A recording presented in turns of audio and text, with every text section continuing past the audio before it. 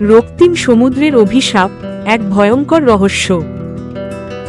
গভীর অন্ধকার সমুদ্রের বুক চিরে হঠাৎ এক বিকট শব্দে কেঁপে উঠল ক্যাপ্টেন বিক্রমের বিশাল জাহাজ কালনাগ। চারদিকে রহস্যময় কুয়াশা ঘনিয়ে আসছিল।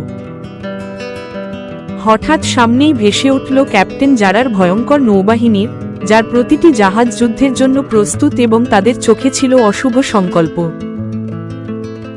দুই দলের মধ্যে শুরু হলো এক রক্তক্ষয়ী যুদ্ধ, যেখানে তলোয়ারের ঝনঝনানি আর কামানের গোলায় আকাশ বাতাস ভারী হয়ে উঠল চরম উত্তেজনায়।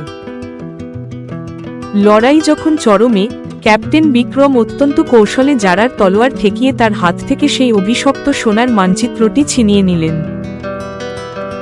কিন্তু যেই মুহূর্তে বিক্রম মানচিত্রের গোপন সংকেতটি স্পর্শ করলেন, পুরো জাহাজটি প্রচণ্ড জোরে কাঁপতে শুরু করল এবং সমুদ্রের জল রক্তবর্ণ হয়ে গেল।